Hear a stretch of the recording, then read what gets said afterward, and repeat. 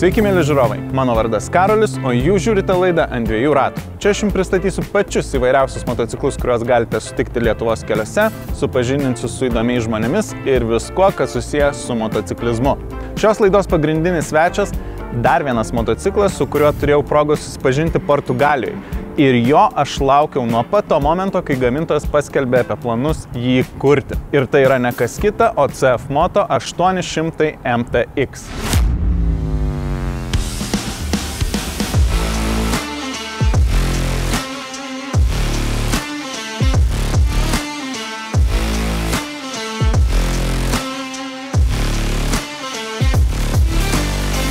Šis motociklas nėra visiškai naujas. Jo pagrindas yra motoentuziastam gerai žinomas 800 MT.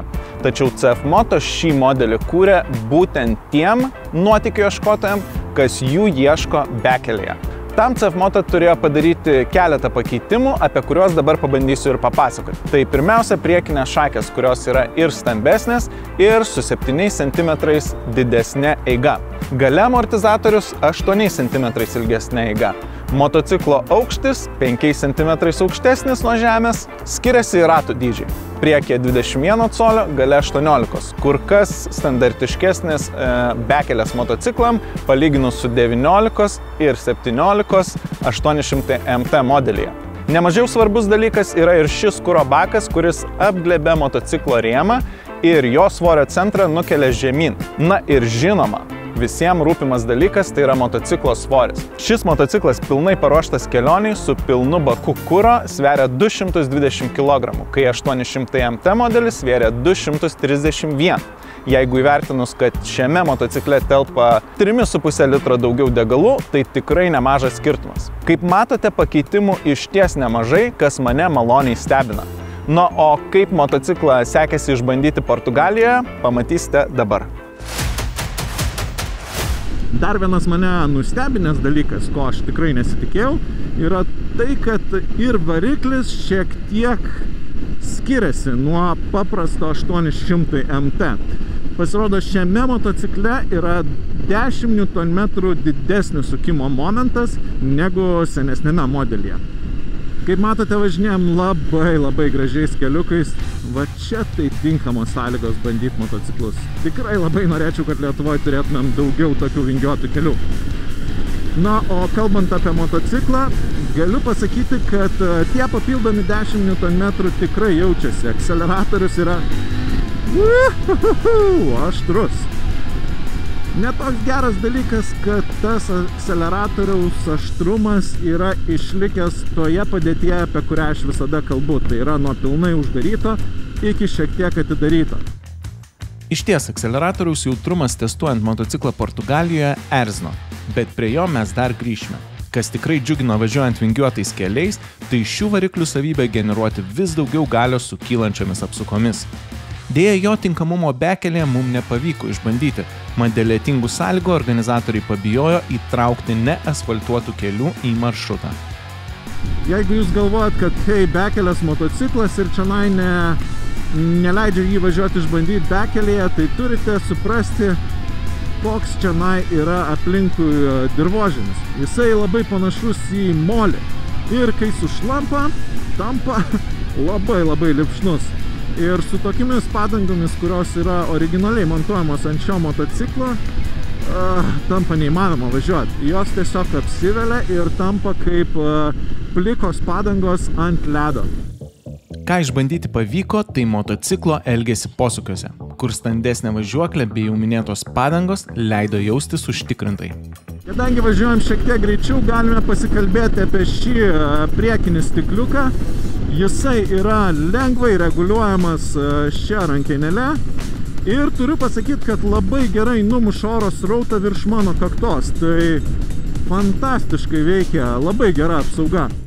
Be puikios vėjo apsaugos, kaip ir dauguma CF Moto motociklų su elektra valdomu akceleratorium, šis turi ir greičio palaikymo sistemą, kas tikrai padeda ilgesnėse kelionėse. Nuo dabar metas grįžti į Lietuvą ir išsiaiškinti, kaip motociklas elgiasi kasdieninėse situacijose. truputį pasivažinėjęs po Lietuvos miestų gatves bei užmiesčio kelius, turiu pasakyti, kad išties neblogai. Ir įdomiausia tai, kad būtent šis motociklas, kurį vairuoju Lietuvoje, jaučiasi geriau nei motociklas, kurį bandžiau Portugalijoje. Ir pirmiausia, tai yra dėl greičių dėžės. Jeigu žiūrite ant 2 ratų laidas, tai galbūt, kad būsite girdėję, jog nesu didelis KTM greičių dėžių fanas. Nepatinka man nei pats mechaninis jų jausmas, nei quick shifter sistemų veikimas. Tačiau būtent šiame motocikle, ant kurio aš važiuoju, quick shifter sistema veikia stebėtinai gerai. Tikrai turbūt mažiausiai problemų sukelianti quick shifter sistema šios visos didelės grupės variklių gamoje. Kitas dalykas, kuris šiame motocikle veikia geriau, yra akceleratorius. Čia jisai tikrai jaučiasi geriau. Nesakau, kad yra tobulas, nesakau, kad viskas su juo tvarkoje, tikrai ne, bet bent jau toje pozicijoje jisai jaučiasi geriau.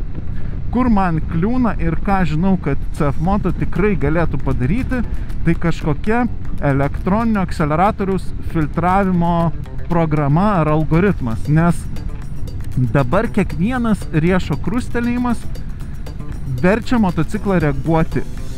Ir tai tikrai nepadaro to važiavimo pernelyg maloniu. Nėra taip, kad labai erzina, bet tiesiog tai tu visada jauti ir tai galėtų būti tikrai geriau. Dar vienas dalykas, kurį pajaučiau bandydamas šį motociklą, ypač jaučiasi akceleruojant, kad tam tikrame apsukų diapazone yra lyg tai toks sumažėjimas traukos, kaip mini duobelė traukos kreivėje. Mieste mane džiugino ir šio motociklo sėdėsena. Jinai, kaip ir galima tikėtis adventure motociklui, yra statmena, neutrali ir labai patogi. O šiame motocikle dėl jo padidinto aukščio jautiesi, kad tikrai sėdi aukštai ir matai labai daug visko aplinkui. Tačiau jeigu jau kalbam apie sėdėseną, turiu pasakyti ir vieną trūkumą. Ir ant šio motociklo problema yra čia. Nežinau, ar matysite, bet rodau į sėdynės kraštus. Sėdynė kojas sustojus nukreipia taip, kad jos lyg eina šiek tiek į šalis. Todėl negaliu labai laisvai padėti kojas pilnai ant žemės. Negana to, dar jaučiu spaudimą tose vietose šoninėse į šlaunis. Tai pozicija šiek tiek nepatogi, kai stovite sankryžoje ar tiesiog nuleidę kojas ant motociklo. Gerai bent tiek, kad sėdynė yra išties patogi važiuojant ilgesnius atstumus. Joje tikrai galima rasti vietos persislinkt, pakeisti sėdėjimo poziciją, tad ilgiau sėdint jūs nepavargsite. Taip pat galime pakalbėti ir apie šį ekraną, kuris yra labai ryškus, turi daug geros informacijos, tokios kaip padangų slėgis, meniu sistema jame irgi aiški ir lengvai valdoma. Dar geras dalykas, kad off-road režimą galite jungti palaikę šį M mygtuką 5 sekundės. Tai reiškia, kad įsijungs ne tik variklio off-road režimas, bet išsijungs ir ratų prasisukimo kontrolės sistema bei ABS sistema galiniam ratui. Kur šiam ekranui ir meniu sistemai turiu priekaištų, tai ties funkcija, kuri teoriškai leidžia prisijungti su mobiliu telefonu ir transliuoti žemėlapį tiesiai į šį ekraną. Jeigu kažkas yra prisijungęs motociklą prie savęs, jum prisijungti paprasta tikrai nebus. Jeigu jungiatės pirmą kartą, bus šiek tiek lengviau, bet vėlgi, nelabai paprasta. Tai reiškia, kad jeigu jūs norėsite kažkam duoti motociklą, realiai šią funkciją žmogus nelabai galės pasinaudoti. Arba tai tiesiog reikalaus daug pastangų. Kadangi motociklą greitesniuose keliuose jau išbandžiau Portugalijai, išbandžiau ir tai, kaip jisai veikia posūkiuose, dabar man beliko išbandyti šio motociklo elgesį bekelėje, o tam esu numatęs kai ką įdomesnio. Vietoj standartinio testo nusprendžiau šio motociklo savybės išbandyti kelio knygos renginyje, kurio organizatoriai, 2 motoentuziastai paruošė maršrutą ir patikė jį kelio knygos formatu. Tokiu, koks naudojamas įvairiuose raliuose, o tarp jų ir garsiajame Dakare. Kiekvienam bekelės entuziastui rekomenduoju išbandyti šį formatą, nes tai įprastą pasivažinėjimą paverčia dar labiau įtraukiančiu ir priverčiančiu ypatingai koncentruoti dėmesį sekant nurodymus knygoje ir stebint aplinką. Taigi, ką mes turime kelio knygą, kurioje surašyti atstumai, prie kurių yra tam tikri taškai, kelio išsiskyrimai, posūkiai, galbūt kažkokios kliūtis ir pagal tai mes sekame, ar mes važiuojame teisingai ar ne. Paruoštas maršrutas buvo labai įdomus ir įvairus. Nuo plačių žvyrkelių iki siaurų miško keliukų tiek kietesnių, tiek minkštesnių gruntų, o taip pat iki gilių bei purių smėlio ruožų. Ir jei iš vienos pusės motociklas jautėsi reikalaujantis didesnių pastangų norint jį pasukti, iš kitos pusės ši savybė motociklui suteikė daug stabilumo. Tam žinoma padėjo ir padangos, kurios buvo pakeistos į gerokai labiau tinkančias bekeliai, lyginant su standartinėmis.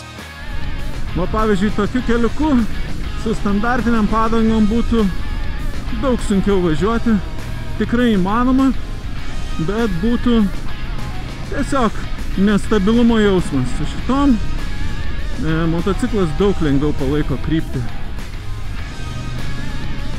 Šiaip labai neblogai su šiom padangom motociklas elgiasi smėlyje. Nu, kaip man sekėsi naviguoti su kelio knyga? Iš pradžių visai neblogai, iki kol nepadariau vienos klaidos. Ir jei įprastai klaidą pastebėti nebūna sunku, šiuo atveju tolesni 2 posūkiai, nors ir klaidingi, bet sutapo su knygos nurodymais, todėl pasidarė sunku atsekti, kur suklydau. Taip klaidžiodamas praradau daugiau nei valandą, bet nepaisant to, tikrai smagiai praleidau laiką su 800 MTX. Kelio knygos formatas šiam motociklui puikiai tiko.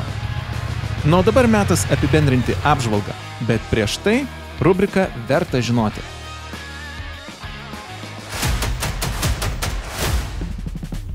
Pagaliau pavyko išbandyti šį motociklą visomis sąlygomis. Ir galiu pasakyti, kad tai nėra revoliucija nei adventure motociklų pasaulyje, nei pačioje CF Moto modelių gamoje. Pirmas dalykas, reikia prisiminti, kad šis motociklas turės konkuruoti su mažyliu 450 MT, kuris yra labai geras motociklas, jau nekalbant apie jo kainą. Žinoma, 800 MTX yra puikus pasirinkimas tiems, kurie ieško daugiau universalumo, mat didesni bakai ir žinoma daugiau galios ilgose kelionėse jūs maloniai džiugins. Šiam motociklui iki pilnos laimės trūksta išbaigtumo.